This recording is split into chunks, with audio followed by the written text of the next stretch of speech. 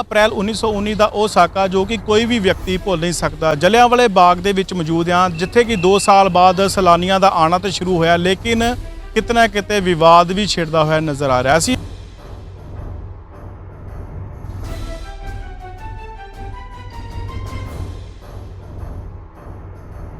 ਤਸਵੀਰਾਂ ਨੇ ਉਹ ਜ਼ਰੂਰ ਕਿਤੇ ਨਾ ਕਿਤੇ ਅਲੱਗ ਨਜ਼ਰ ਆ ਰਹੀਆਂ ਨੇ, ਕਿਉਂਕਿ ਕਾਫੀ ਛੇੜਛਾੜ ਜਿਹੜੀ ਹੈ ਉਹ ਜਲਿਆਂਵਾਲੇ ਬਾਗ ਦੇ ਨਾਲ ਜਿਹੜੀ ਹੈ ਉਹ ਕੀਤੀ ਗਈ ਹੈ।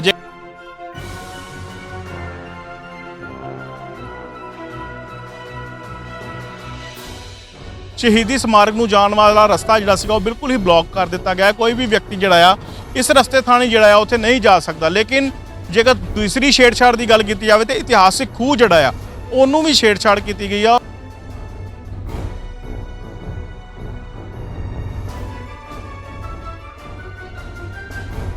अगर हुण दी गल करिए तो हुण एंटर आंदे ही पहले तो दीवार बदल दी गई। उत्थे साइड ते ਜਿਹੜੀਆਂ ਤਸਵੀਰਾਂ ਬਣਾਈਆਂ ਗਈਆਂ, ਇਸ ਤਰ੍ਹਾਂ ਲੱਗਾ ਕਿ ਜਿਸ ਤਰ੍ਹਾਂ ਅਸੀਂ ਸ਼ਹੀਦੀ ਸਮਾਰਕ ਤੇ ਨਹੀਂ ਕਿਤੇ ਪਿਕਨਿਕ ਸਪੌਟ ਤੇ ਆ ਰਹੇ ਹਾਂ।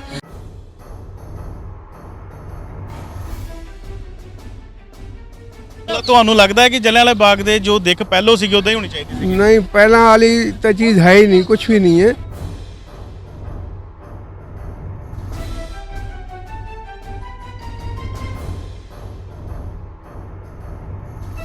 तो नया खूह बना है, उसमें आपको लगता नहीं कि डिफरेंस कर दिया गया है? तो हाँ, ये तो है काफ़ी। पुराने वाला जो है वो बहुत पुराने काल का है, अब तो मॉडिफाई कर दिया तो समझ में नहीं आ रहा कहाँ पे क्या था।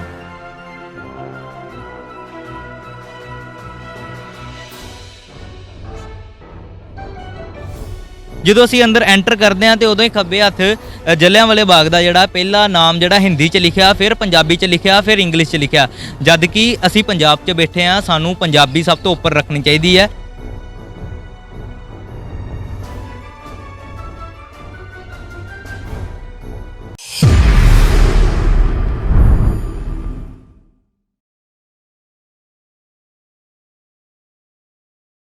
ਅਪ੍ਰੈਲ 1919 ਦਾ ਉਹ ਸਾਕਾ ਜੋ ਕਿ ਕੋਈ ਵੀ ਵਿਅਕਤੀ ਭੁੱਲ ਨਹੀਂ ਸਕਦਾ। ਜਲਿਆਂਵਾਲੇ ਬਾਗ ਦੇ ਵਿੱਚ ਮੌਜੂਦ ਹਾਂ, ਜਿੱਥੇ ਕਿ 2 ਸਾਲ ਬਾਅਦ ਸੈਲਾਨੀਆਂ ਦਾ ਆਉਣਾ ਤਾਂ ਸ਼ੁਰੂ ਹੋਇਆ, ਲੇਕਿਨ ਕਿਤੇ ਨਾ ਕਿਤੇ ਵਿਵਾਦ ਵੀ ਛਿੜਦਾ ਹੋਇਆ ਨਜ਼ਰ ਆ ਰਿਹਾ। ਅਸੀਂ ਇਸ ਸਮੇਂ ਮੌਜੂਦ ਹਾਂ ਜਲਿਆਂਵਾਲੇ ਬਾਗ 'ਚ।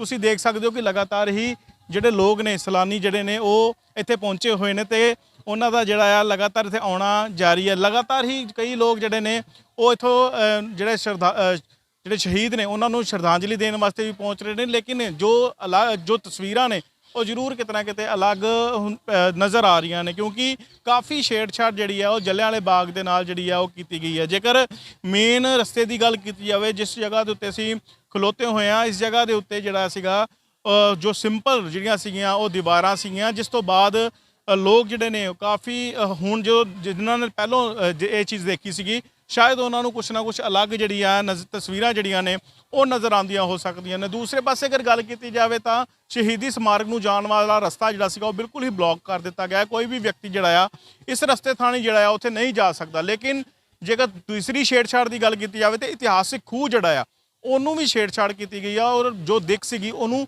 ਚੇਂਜ ਕਰ ਦਿੱਤਾ ਗਿਆ। ਤੀਸਰੀ ਜਿਹੜੀ ਅਗਰ ਉਸ ਤੋਂ ਬਾਅਦ ਦੀ ਗੱਲ ਕੀਤੀ ਜਾਵੇ ਤੇ ਜੋ ਅਮਰ ਜੋਤੀ ਸੀਗੀ ਉਸ ਨੂੰ ਵੀ ਜਿਹੜਾ ਆ ਉਹ ਬਦਲ ਦਿੱਤਾ ਗਿਆ, ਉਸ ਨੂੰ ਅਲੱਗ ਜਗ੍ਹਾ ਤੇ ਜਿਹੜਾ ਆ ਉਹ ਕਰ ਦਿੱਤਾ ਗਿਆ, ਕਿਉਂਕਿ ਲਗਾਤਾਰ ਹੀ ਲੋਕ ਜਿਹੜੇ ਸੀਗੇ ਕਾਫੀ ਸੋਸ਼ਲ ਮੀਡੀਆ ਤੇ ਕਾਫੀ ਇਸ ਚੀਜ਼ ਨੂੰ ਲੈ ਕੇ ਜਿਹੜਾ ਵਿਰੋਧ ਕਰਦੇ ਹੋਏ ਵੀ ਨਜ਼ਰ ਆ ਰਹੇ ਸੀਗੇ। ਇੱਥੋਂ ਤੱਕ ਕਿ ਕਾਂਗਰਸ ਦੇ ਯੁਵਰਾਜ ਜਿਹੜੇ ਨੇ ਰਾਹੁਲ ਗਾਂਧੀ, ਉਹਨਾਂ ਵੱਲੋਂ ਵੀ ਜਿਹੜਾ ਸੀਗਾ ਉਹ ਇਸ ਉੱਤੇ ਜਿਹੜਾ ਸੀਗਾ ਟਵੀਟ ਕੀਤਾ ਗਿਆ ਸੀਗਾ ਤੇ ਲਗਾਤਾਰ ਹੀ ਉਹਨਾਂ ਦਾ ਕਹਿਣਾ ਇਹੀ ਸੀਗਾ ਕਿ ਜੋ ਇਤਿਹਾਸ ਦੇ ਨਾਲ ਛੇੜਛਾੜ ਕੀਤੀ ਗਈ ਹੈ, ਕਿਤੇ ਨਾ ਕਿਤੇ ਜਿਹੜੇ ਇੱਥੇ ਦੇ ਸ਼ਹੀਦ ਨੇ ਉਹਨਾਂ ਨੂੰ ਠੇਸ ਜ਼ਰੂਰ ਪਹੁੰਚੀ ਹੋਏਗੀ। ਦੂਸਰੇ ਪਾਸੇ ਉਹਨਾਂ ਦਾ ਵੀ ਕਹਿਣਾ ਸੀਗਾ ਕਿ ਉਹ ਇੱਕ ਸ਼ਹੀਦ ਦੇ ਬੇਟੇ ਨੇ ਤੇ ਉਹਨਾਂ ਨੂੰ ਪਤਾ ਹੈ ਕਿ ਸ਼ਹੀਦਾਂ ਨੂੰ ਕਿਸ ਤਰ੍ਹਾਂ ਸਨਮਾਨ ਦੇਈਦਾ ਹੈ। ਦੂਸਰੇ ਪਾਸੇ ਜੇਕਰ ਗੱਲ ਕੀਤੀ ਜਾਵੇ ਇਤਿਹਾਸ ਨਾਲ ਛੇੜਛਾੜ ਦੀ, ਤਾਂ ਜੋ ਐਗਜ਼ਿਟ ਗੇਟ ਸੀਗਾ ਜਿੱਥੋਂ ਅਸੀਂ ਬਾਹਰ ਜਾਂਦੇ ਸੀ ਉਸ ਨੂੰ ਵੀ ਬਦਲ ਦਿੱਤਾ ਗਿਆ। ਉਸ ਨੂੰ ਜਿਹੜਾ ਆ ਜੋ ਦੂਸਰਾ ਰਸਤਾ ਸੀਗਾ ਉਸ ਥਾਣੀ ਜਿਹੜਾ ਸੀਗਾ ਉਹਨੂੰ ਭੇਜਿਆ ਜਾ ਰਿਹਾ ਲੋਕਾਂ ਨੂੰ, ਤਾਂ ਜੋ ਕਿ ਲੋਕ ਜਿਹੜੇ ਨੇ ਉਹ ਕਾਫੀ ਇਸ 'ਤੇ ਇਤਰਾਜ਼ ਜਤਾਉਂਦੇ ਹੋਏ ਵੀ ਨਜ਼ਰ ਆ ਰਹੇ, ਕਿਉਂਕਿ ਇਤਿਹਾਸ ਦੇ ਵਿੱਚ ਲਿਖਿਆ ਹੋਇਆ ਸੀਗਾ ਕਿ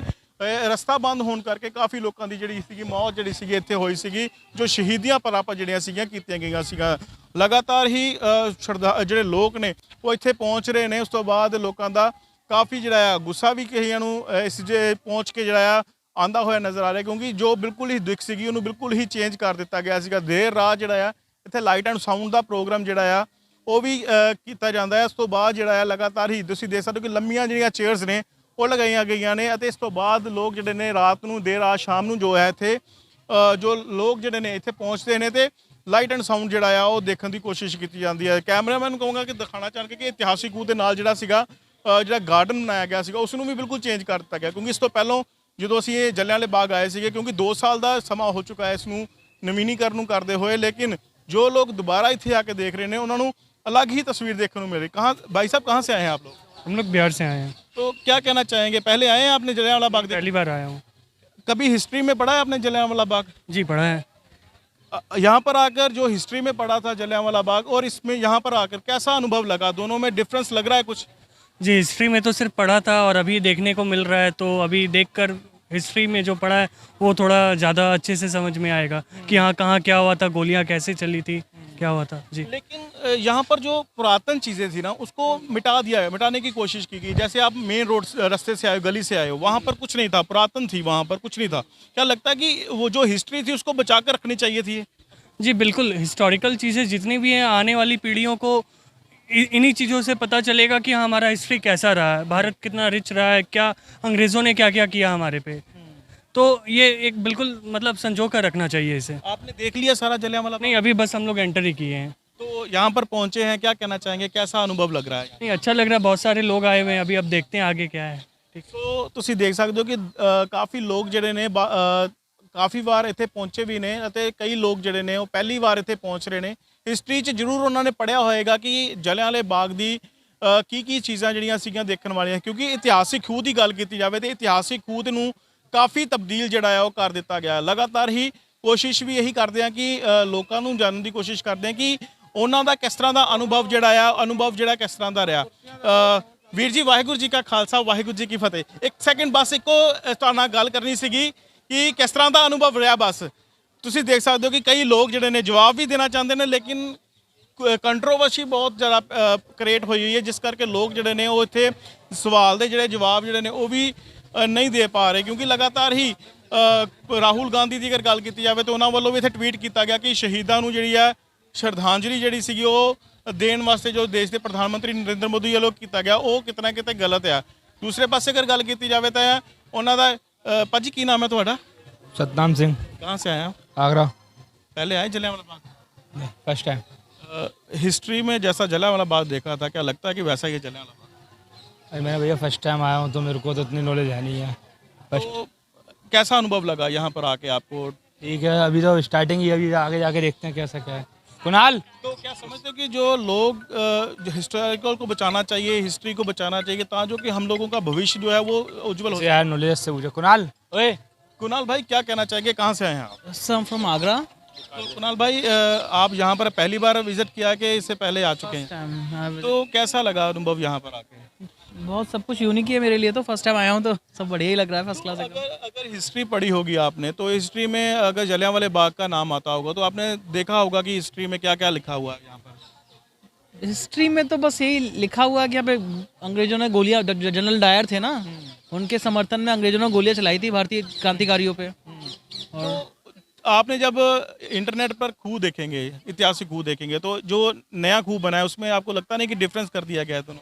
हाँ ये तो है काफ़ी, पुराने वाला जो है वो बहुत पुराने काल का है, अब तो मॉडिफाई कर दिया, तो समझ में नहीं आ रहा कहाँ पे क्या था, कैसा था। समझते हैं कि इसको बचाने की जरूरत थी? जैसे आप एंटर किया आपने तो वहाँ पर साइड में जो था ऐतिहासिक धरोहर हमारी सारी बचाने की जरूरत ही है, ठीक है ना। जो मॉडिफाई किया जा रहा है तो फिर चीज़ें वो पहली वाली रह ही नहीं पाती हैं।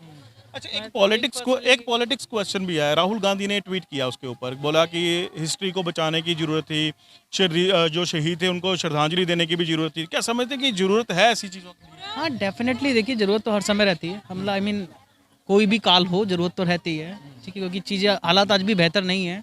तब कोई और लूट रहा था, अब कोई और लूट रहे हैं। पॉलिटिशियंस आर सेम एक्चुअली, तो बदले तो है नहीं बिल्कुल भी।